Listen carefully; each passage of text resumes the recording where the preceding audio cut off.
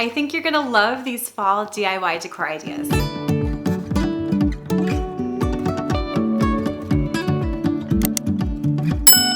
Hey there, it's Christina from the DIYmommy.com. I can't believe that next week is September and we're going to be diving into all things fall decor. I love this cozy season, and you probably know I love the following season as well, the holiday season and decorating for that. In this video, I'm putting together 10 of my absolute favorite fall DIY decor ideas that I've done throughout the last few years. If you remember some of these, let me know down in those comments below. Let's get started. So I'm using a large grapevine wreath. This one is 18 inches in diameter, some 2.5-inch wide wired burlap ribbon, a variety of faux flowers and greenery from Michaels, some dollar store pumpkins that I painted in copper rose gold spray paint, a glue gun, a ton of glue sticks, some floral wire, some tin snips, and I like to use tin snips when I'm cutting faux flowers and floral wire because they're really heavy duty, and some of these faux flowers are really hard to cut. So first of all, I'm going to make a ribbon bow. So I just take my wired burlap ribbon and I fold it like this. So you basically want to make it twice as wide as your finished bow is going to be. I didn't have enough ribbon in one strip, so I'm just adding on some ribbon, and you want to make 9 or 10 loops if you want a nice full bow. Then after you've made your loops, just tie some floral wire around the center of your loops just like this. Pull it really tight and then tie those ends together. And you can twist those ends together at the end, and this is going to make the center of your bow.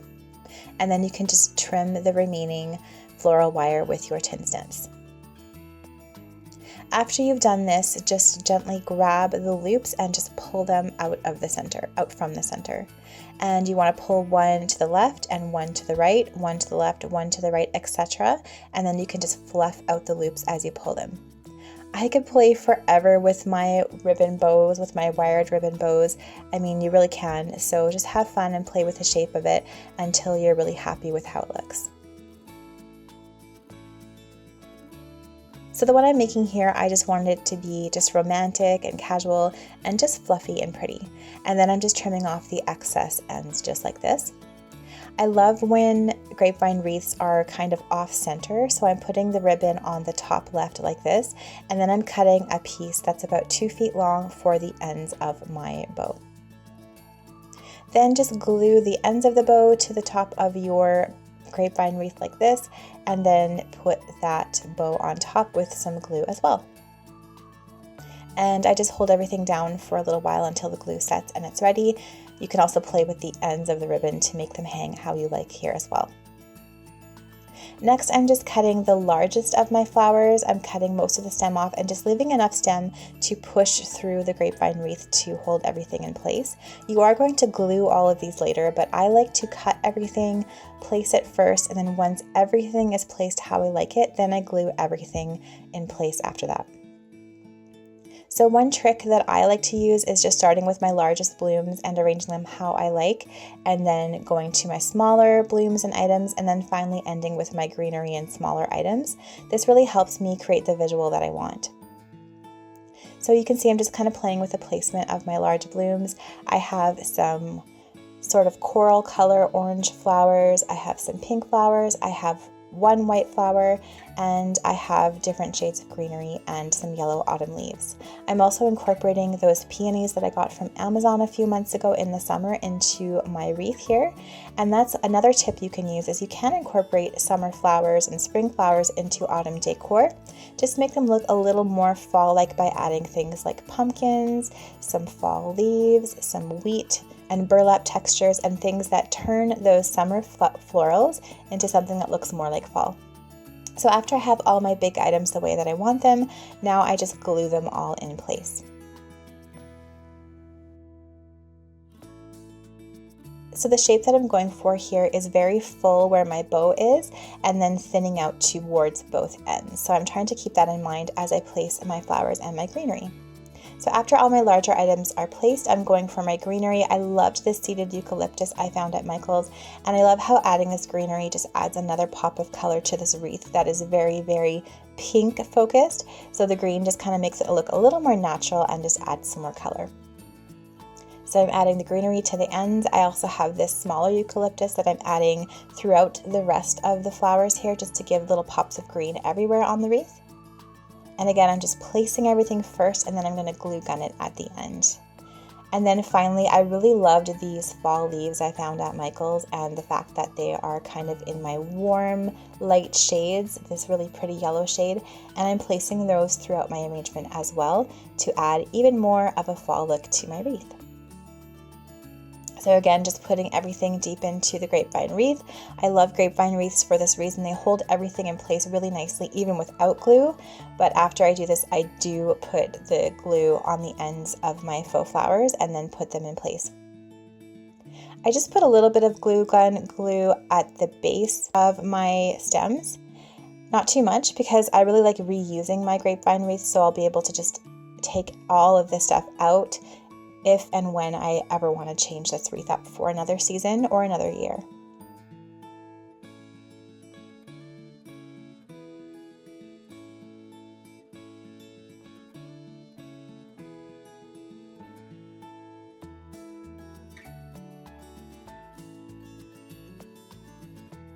Finally, I'm just fluffing up the bow, and I also decided to put the tails into my arrangement, so I'm just kind of bubbling them out and putting them into my flowers just like this to create a really romantic soft look.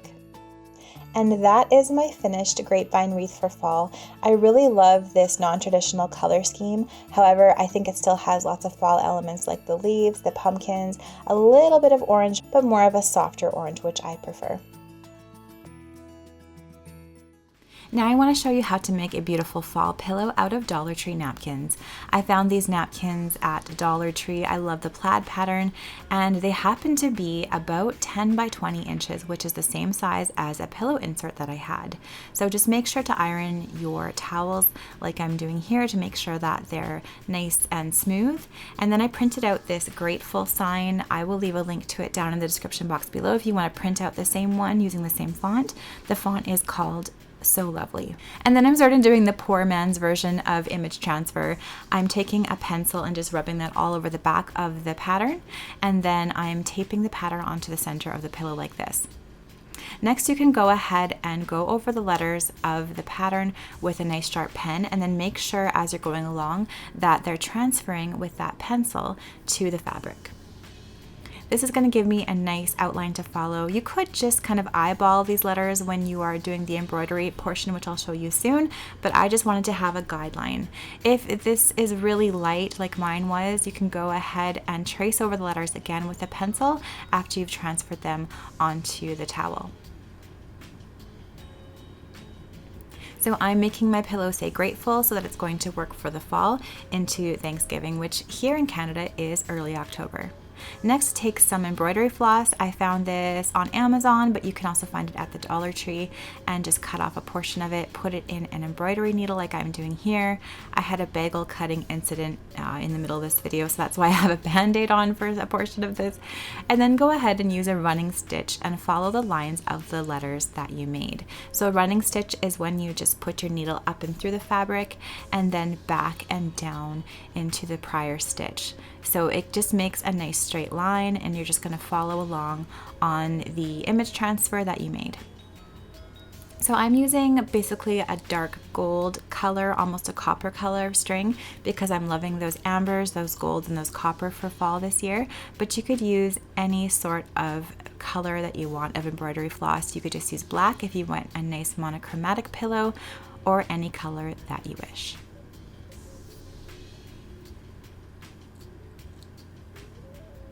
You could also choose to add some more embroidery elements. I decided to keep it simple with just the letters by themselves, but you could consider adding some flowers or some other beautiful elements, maybe some fall leaves to your design as well.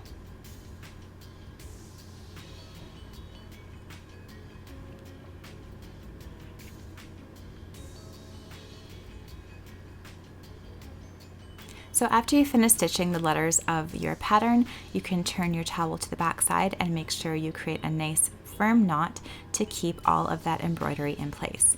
You could also put your towel in an embroidery hoop to keep it nice and smooth, but I just did mine with my hands and just kept it tight like that.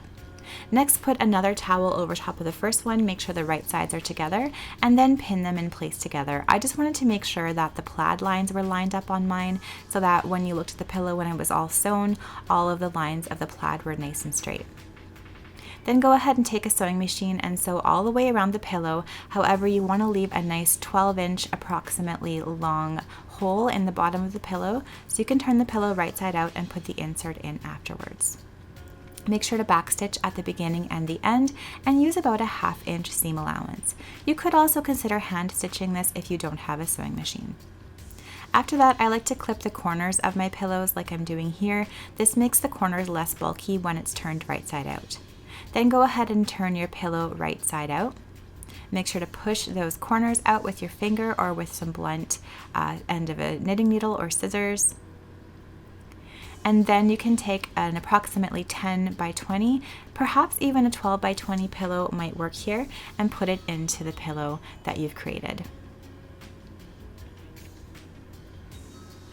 Then you could consider using buttons for the opening if you want. I'm going to just go ahead and sew my opening shut with what's called an invisible stitch. So I'm just using a needle and a thread, and I'm going into the seam, up, and then into the other side of the pillow, down and up, and just going back and forth like that. So when you wash this pillow, you'll probably just want to wash it by hand altogether, the insert with the pillow cover, or you can put it in your washing machine on the hand wash function and then just lay it flat to dry.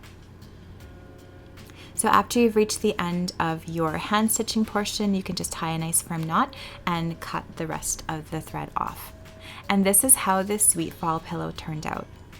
I'm really happy with how this one looks. I love the hand stitching, the embroidery, so sweet and so perfect for fall, and I love that it only cost a couple of dollars to make.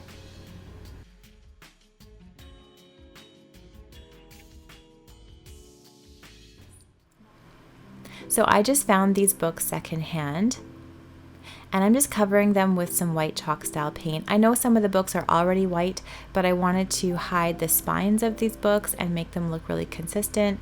I actually liked the gold color of this book, so I put some painter's tape over that part and then painted the spine white.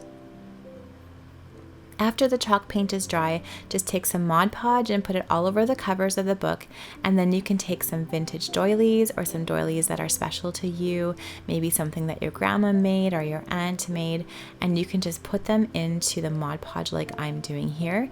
Even if they're a little bit damaged like this one doily is here, you can usually stretch them and squish them into the Mod Podge enough that they're going to stay even if they're a little bit damaged. Creating something new out of something old is something that I love to do. So you might have to just kind of pull on the doilies and kind of stretch them out a little bit to make them work. And then once that's finished, you can kind of pat it down in place and then put another layer of Mod Podge with a foam brush over top of the doily.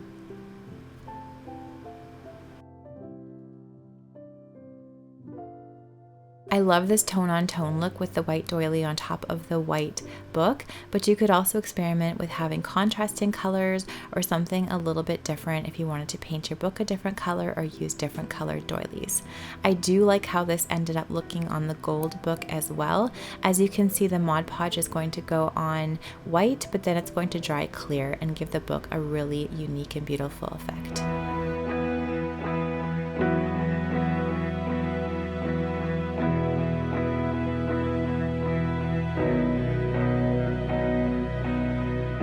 So I made a little trip to Value Village this week and headed to one of my favorite sections, which is the dishware. I love these vintage styled teacups, and I thought this one was super cute. I loved the roses on here for spring, and I liked the gold detail. It was $5.99. So first thing I did was I took a little bit of gravel. I found this at Michael's craft store, and I filled up my teacup with the gravel.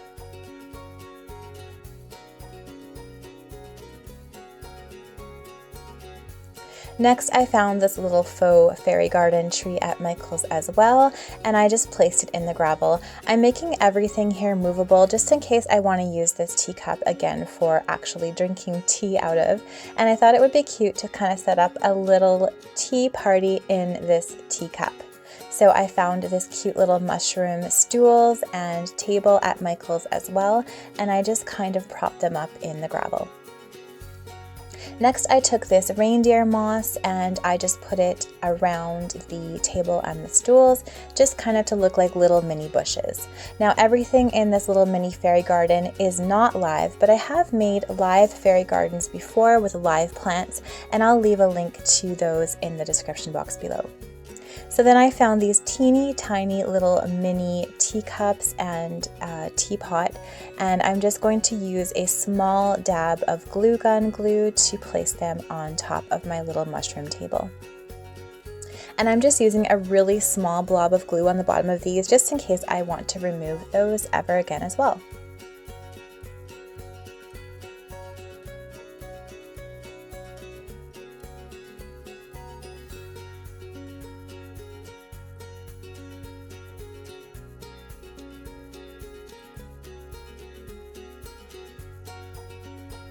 And then I placed the teacup on the saucer, and I'm taking some more reindeer moss and just placing that around the saucer, around the teacup.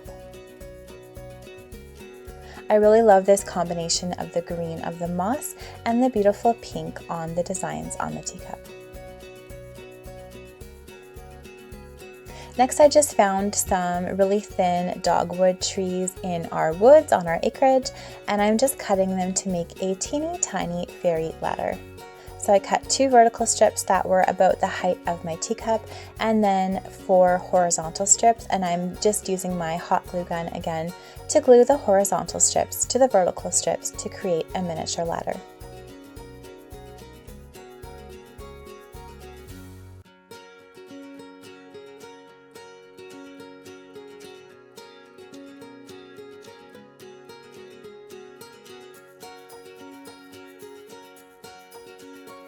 And finally, I'm just taking a little amount of hot glue once again, putting a couple blobs on the side of my teacup and attaching my DIY twig ladder to the teacup. And that is it. My little fairy garden in a thrifted teacup is finished.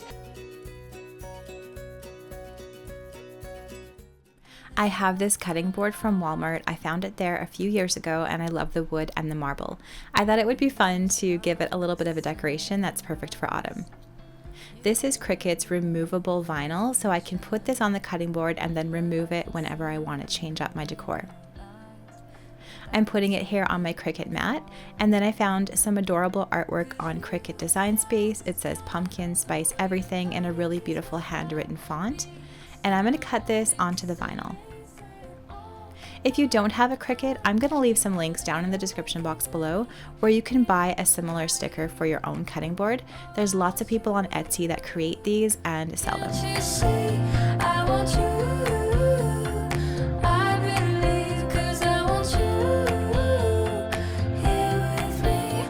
Once I cut the design from the vinyl, I'm just removing all of the excess, which is called weeding, and then I'm placing some transfer tape over top, which ensures my design transfers perfectly onto my cutting board. If you want to know more about the Cricut machine, I will leave some links down in the description box below. I have a few videos that go through everything you need to know about purchasing a Cricut and using it. It's one of my favorite DIY tools in my arsenal. Now I'm putting the cutting board down and placing this design on top. I made it 11 inches wide. The cutting board is about 13 inches wide, so I thought it was a really good size for this cutting board. Now I'm smoothing the vinyl on top and then pulling back the transfer tape, and my DIY cutting board for fall is complete. I think this turned out so cute, and I'll probably just store it away for next fall because I'm probably not going to remove this vinyl at all. I'm placing it here in the corner of my kitchen. I love to add subtle decorations in the kitchen, nothing too crazy because I do want to use my counters. So cutting boards like this leaning up against the backsplash are a great way to decorate your kitchen but not take up any of that important counter space. So first of all, I removed the stem off of these foam Dollar Tree pumpkins, and then I took some chalky finish paint that I found at the dollar store as well, put the paint on top of the pumpkins, and used a foam brush from the Dollar Tree to spread the paint over the pumpkins. If you're using a white paint like I am, which I really love for farmhouse and shabby chic decor, you're going to need to put 2 or 3 coats of paint on your pumpkins to cover up the darker colors underneath. You don't have to be too exact because these are going to be rustic and distressed, so just make sure to cover the entire pumpkin each time with a coat of paint, let one coat dry, and then after the coat is dry, apply another coat of paint.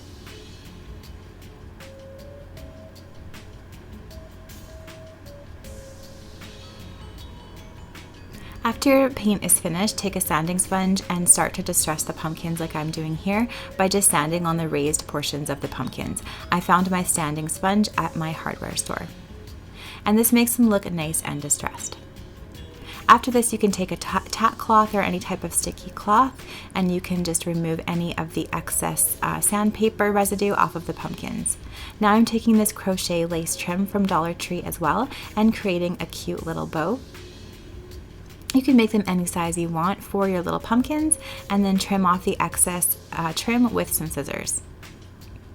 Next, take a glue gun and dab a little bit of hot glue onto the middle of the bow and place it near the stem of your pumpkin.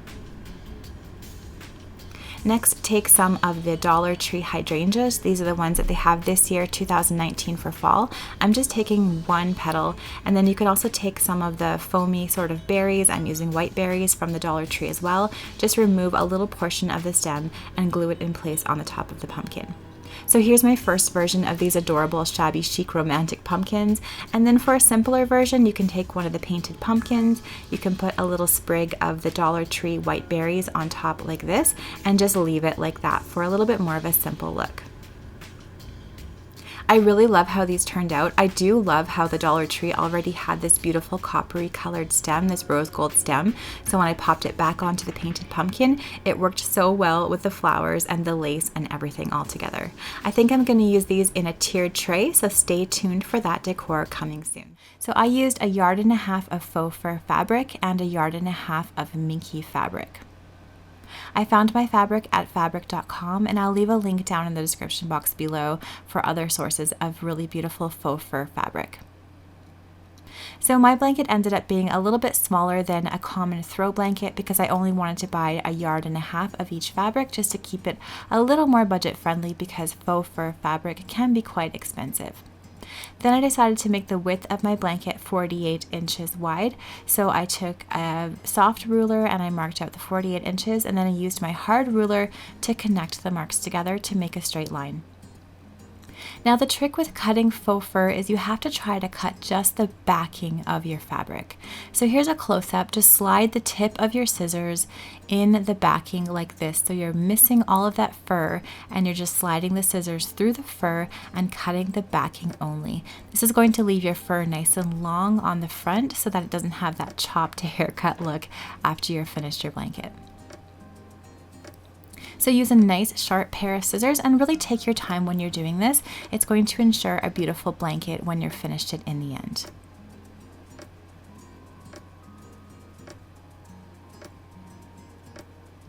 So after I cut my large size of faux fur fabric, I just placed it on top of my minky fabric right sides together just like this, made sure they were nice and smooth, shook them out together, and then I just took some stick pins and pinned them all around the sides right sides together.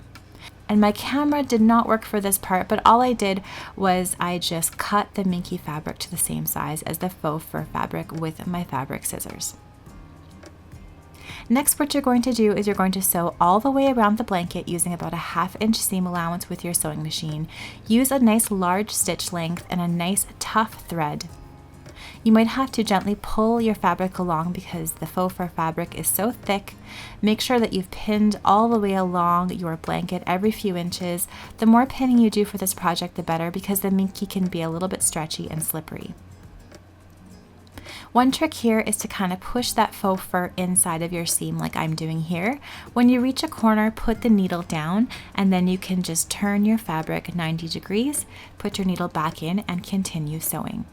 Make sure to leave about a 12-inch hole in your sewing here so that you can turn your blanket right side out.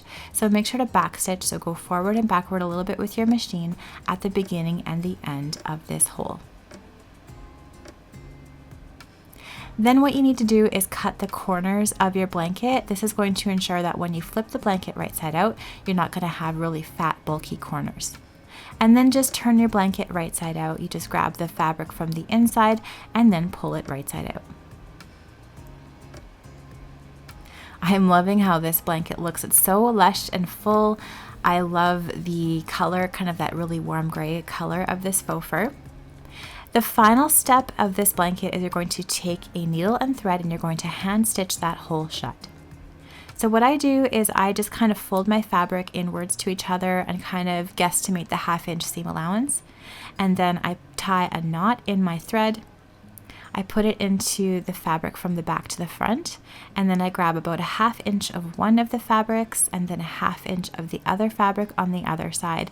And I continue on in this sort of blind stitch all the way along the hole. This might be a little tricky in some points because the faux fur can be thick and a little bit tricky for a needle and thread, but again, just take your time on this part and you're not really going to notice any sort of minor stitching mishaps because of the way that the fabric is. Once you get to the end of your hand stitching, just make a nice knot and cut off your thread and you are all done your beautiful faux fur throw blanket. This is a really simple project to sew. The only tricky part, I think, is cutting the faux fur fabric. Getting a hang of that can be a little bit tricky. Other than that, if you have a pretty nice basic sewing machine and you take your time sewing the thick fabric, it can be quite a quick project and it can produce satisfying results. I have this little grove of ferns in my forest. Again, love using natural elements, especially paired with Dollar Tree products, and I'm gonna dry them. So you can take any sort of flower or greenery and grab it from your garden and press it. I'm taking a piece of plywood and putting some paper towel on top, and then placing all the fern pieces on top of that. Then add another piece of paper towel and then another piece of plywood and let that sit for a week or so until everything is nice and dry. Now I'm using these picture frames from Dollar Tree as well as a book I used for a previous DIY from the Dollar Tree. Take the backing off of the picture frame and then rip out a page from the book from the Dollar Tree. Or any book that you have at home, it doesn't really matter. I do find books with slightly yellowed pages look a little bit better for this DIY because it has that really pretty antique look. Take some hot glue and dab it on the back of the backing of the picture frame and then place the book page on top of that. Now you can arrange your dried piece of fern or floral any way you like. You can also add little bits of things like feathers. You can add some raffia ribbon. I made this bow from Dollar Tree raffia, and make any sort of little arrangement that you like. I wanted to make a few of these to make a grouping, so I'm doing one with just a fern and a raffia bow, and then I'm doing a couple more that are a little bit different. You can trim off any excess pieces of fern or flowers that you have at the bottom of your picture frame, pop the backing back into the frame, clip it all in, and you have a really simple piece of art that looks natural and beautiful for fall. Make a trio and any kind of grouping of these for a gallery wall, and I think they're such a great natural look for fall, and they bring in that trendy green color.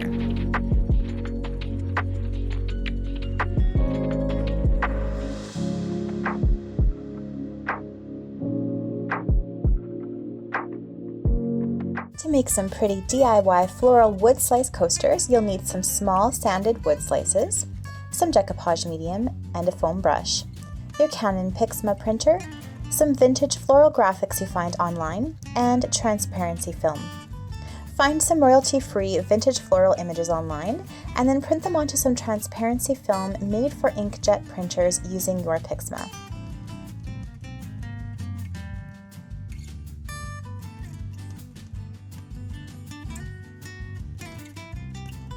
Coat a wood slice with a thin layer of decoupage medium, and then place the printed transparency film printed side down onto the center of the wood slice.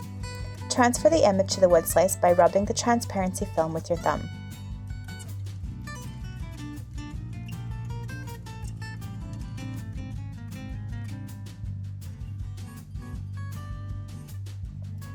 Leave the image on the wood slice for about an hour, and then lift the transparency film off of the wood and the image will be transferred.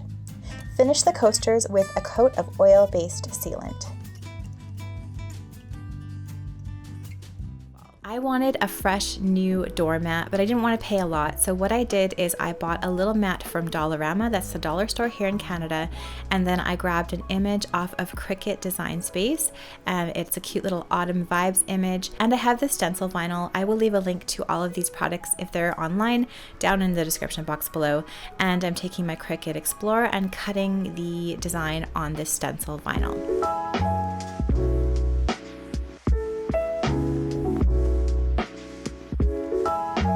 Then what I'm doing is I'm pulling away all of the lettering so that I can create a stencil.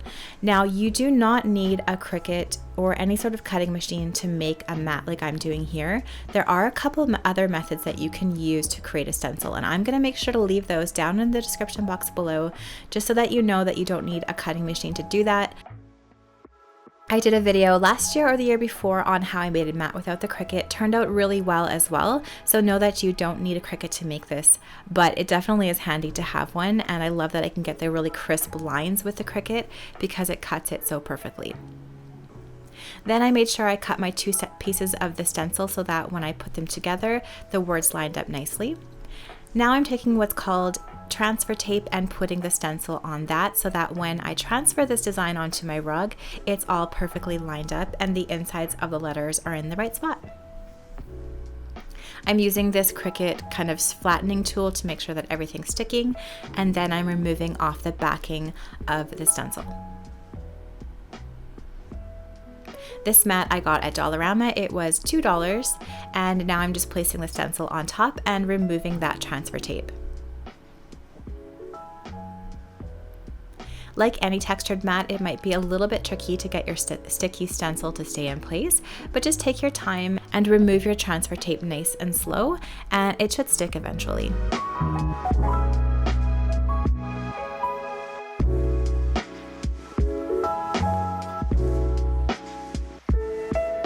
I'm using Fusion Mineral Paint in Coal Black. They sent me a sample a while ago, and I really like how this paint is a little bit more liquidy than a regular chalk style sort of paint, but it has really good coverage.